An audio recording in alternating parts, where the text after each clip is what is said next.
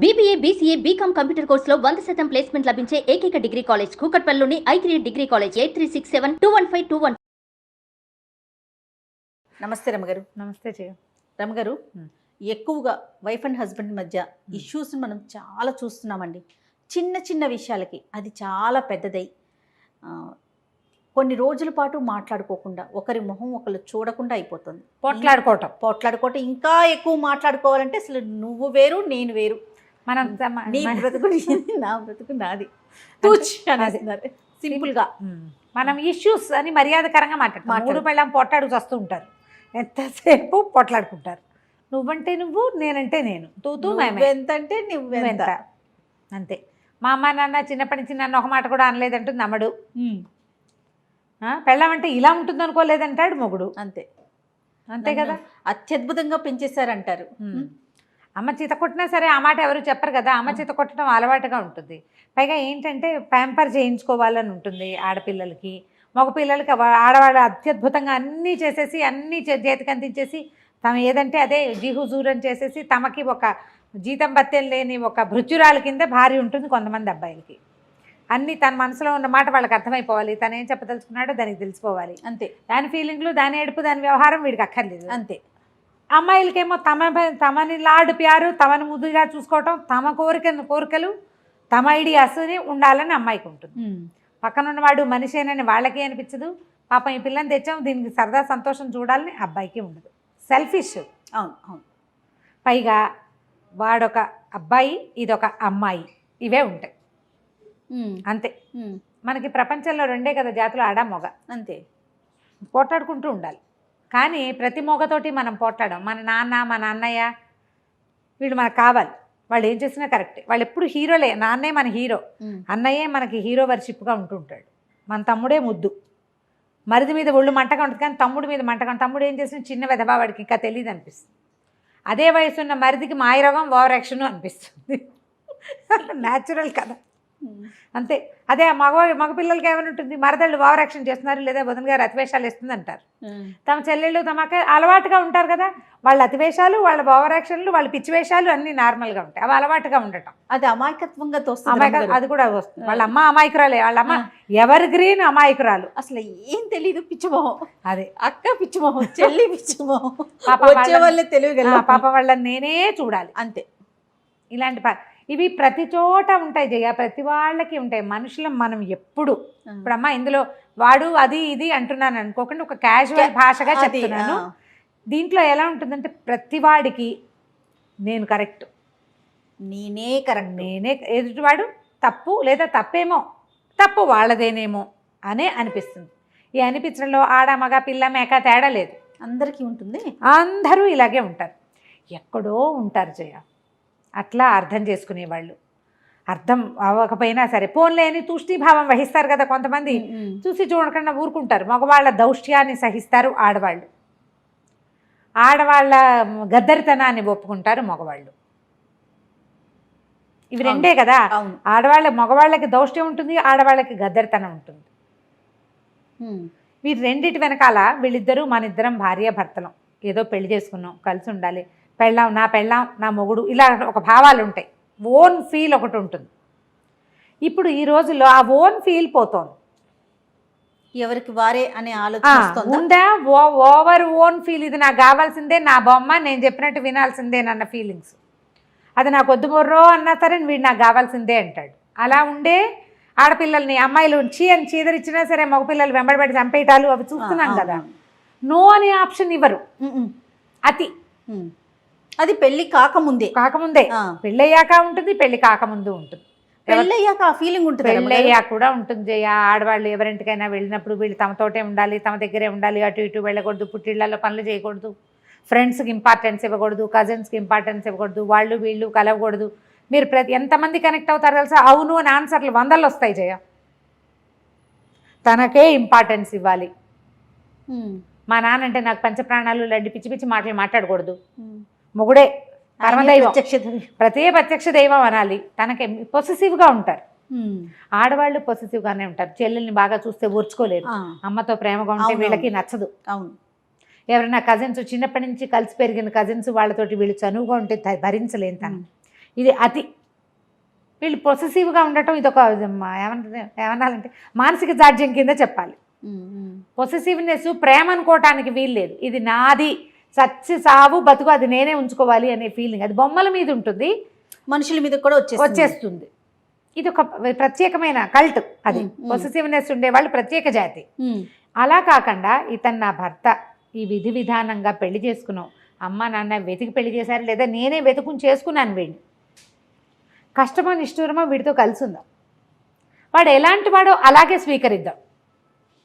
పోట్లాడుకోరు, తొందరపాటు వాడు లేదా ఒకటి, లేదా మూర్ఖుడు మొండివాడు రెండోది, తెలియని వాడు మూడోది, అంటే సంపాదన పరుడు కాదు, లేకపోతే సంపాదన మీదే ఎక్కువ ఆసక్తి. అది అతని మనస్తత్వం.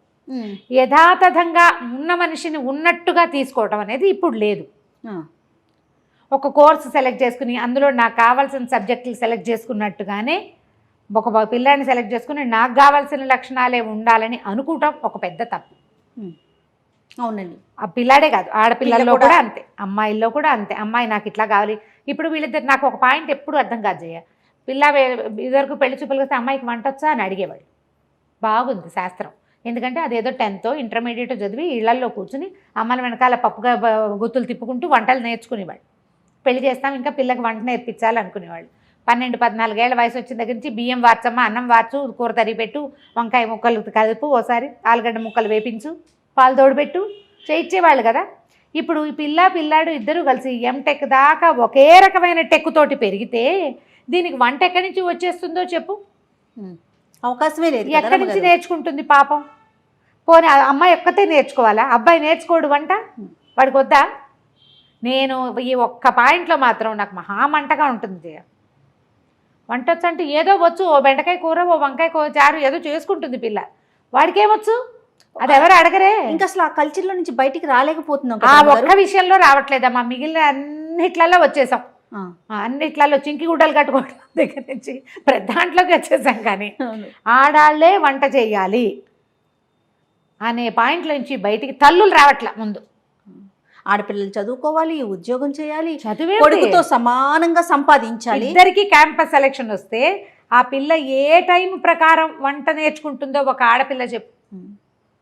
ఇది ఆడవాళ్ళ వైపు నుంచే వస్తున్న సమస్య రమ్మగారు. ఎక్కువగా తల్లులు వంట రాదా, దానికి వంట రాదా అంటే నీ కొడుకే వచ్చు, వాడికి అండర్వేర్ ఆరేసుకోవడం కూడా రాదు, అయినా పర్వాలా.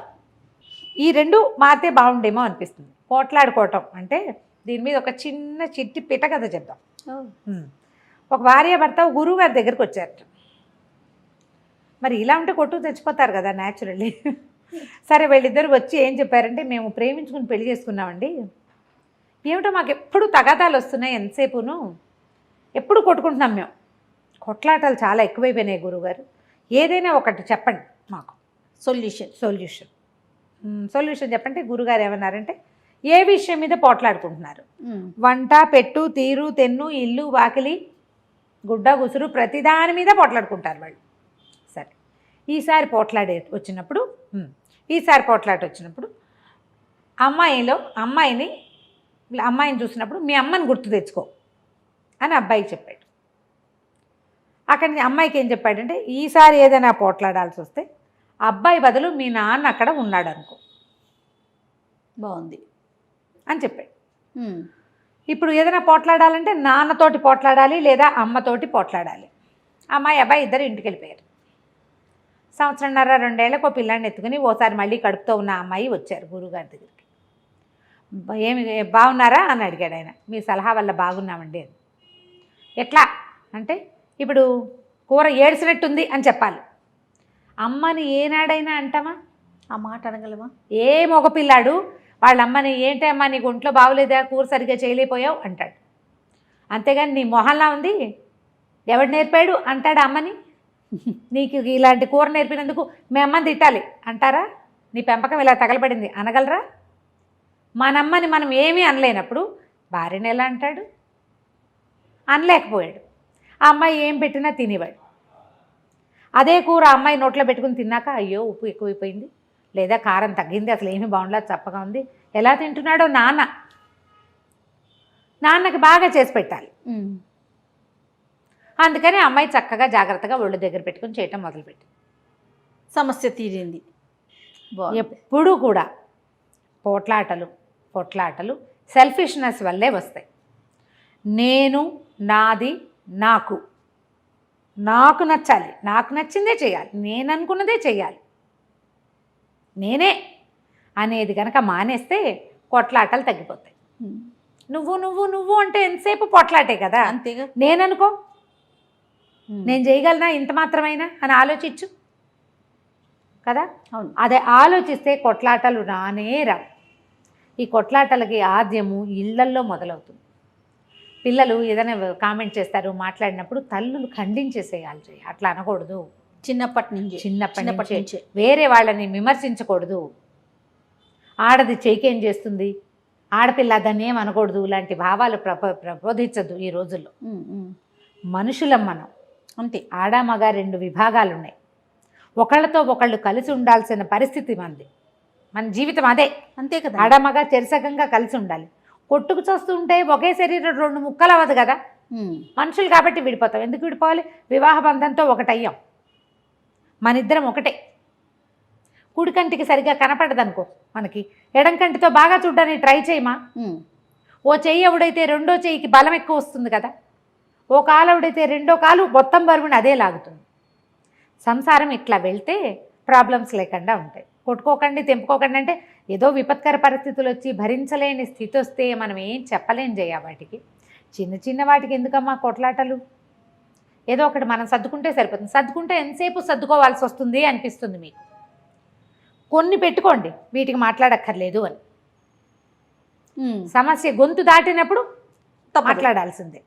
చిన్న పొన్న వాటికి తగాదాలు చేసుకుని మాట్లాడి పోట్లాడుకుని వచ్చి వాళ్ళకి చెప్పి వీళ్ళకి చెప్పి ఎప్పటికీ తెగకుండా ఎవరు ఫస్ట్ సారీ చెప్పాలనే విషయం ఇది కూడా పోట్లాడుకుని సారీలు చెప్పద్దు. మామూలుగా క్యాజువల్గా మాట్లాడుకోండి, పోట్లాట తగ్గిపోతుంది.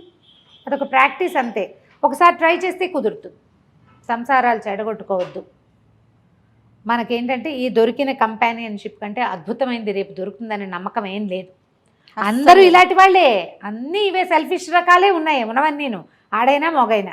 అవును. ఎందుకంటే నేను ఒక పరీక్ష రాయాలి, నా ర్యాంక్ కోసం నేను పరిగెడతాను కదా. అదంతా సెల్ఫిష్ థింగే కదా. మనం ఫస్ట్ రావాలి, మనకు ర్యాంక్ రావాలి, మనకు ఉద్యోగం రావాలి, పోటీ. ఆ పోటీ నువ్వు జీవితంలోకి తెచ్చుకోకూడదు. చదువులో, ఉద్యోగంలో, ఆఫీస్లో, కెరీర్లో ఉన్న పోటీ జీవితంలో కూడా అవి అలవాటైపోయినాయి. వచ్చేసి చెరో పక్కకి లాగేసుకుంటున్నాం, చివరికి కొట్లాడుకుంటాం. కొట్లాట చివరి లక్ష్యంగా, చివరి విషయంగా ఉండాలి, నిత్య విషయంగా ఉండకూడదు. థ్యాంక్ యూ రామ్ గారు. నమస్తే. నమస్తే.